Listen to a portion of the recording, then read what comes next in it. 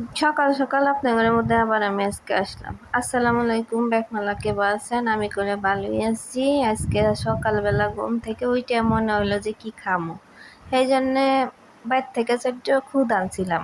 চিন্তা করলাম যে খুদের ভাত যদি মরিচ দিয়ে মাহিয়া খাওয়া যায় তাহলে খুব স্বাদ লাগবো। সেই জন্যে যে বাবা সেই কাম গেলাম চুলা করে যাইয়া খুদ কোটো বাইর হইয়া বাজলাম।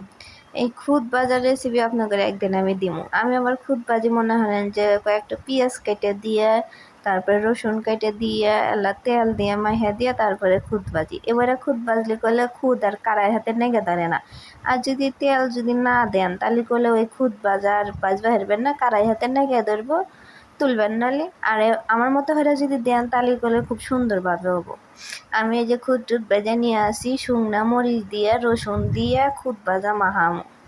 এই জন্য রসুন করে পরিষ্কার করে নিয়ে আসি। এই যে রসুন করে গাইলা নিমো, কিন্তু রসুন খুব শক্ত, আমার ভুল হয়েছে। যদি আল্লাহ দাও দা কুচি হয়ে নিলাম আনি তাহলে আল্লাহ সুবিধা হইলানি, তাই জোর হয়ে রসুন কালার নাগলানি না। এর মধ্যে কয়েকটা শুকনা মরিচ দিমু, লবণ দিমু, দিয়ে ফাইন হয়ে ডইলা নিমু।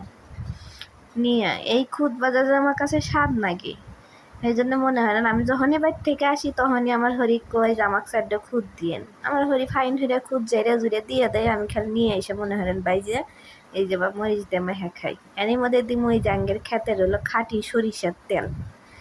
এই তেল দিলে তো আরো স্বাদ নেই, একবারে বুয়ের খাঁটি সরিষার তেল, এর মধ্যে কোনো ভেজাল টেজাল কিচ্ছু নেই। কে এবারে দিয়া মাইহা খায়া দেখবেন খুব স্বাদ নাকে। আমি মাঝে মাঝেই খাই। এর মধ্যে এই যে গরম গরম খুদ ভাজা নিমু, নিয়ে মাহামু। কিন্তু আল্লাহ ঠান্ডা হলে ভালো হয় মাহান, কিন্তু খুবই গরম। এই জন্য হাতে খুব আল্লাহ গরম লাগতেছে। আস্তে আস্তে নিয়ে এটা খুব সুন্দর মাহায়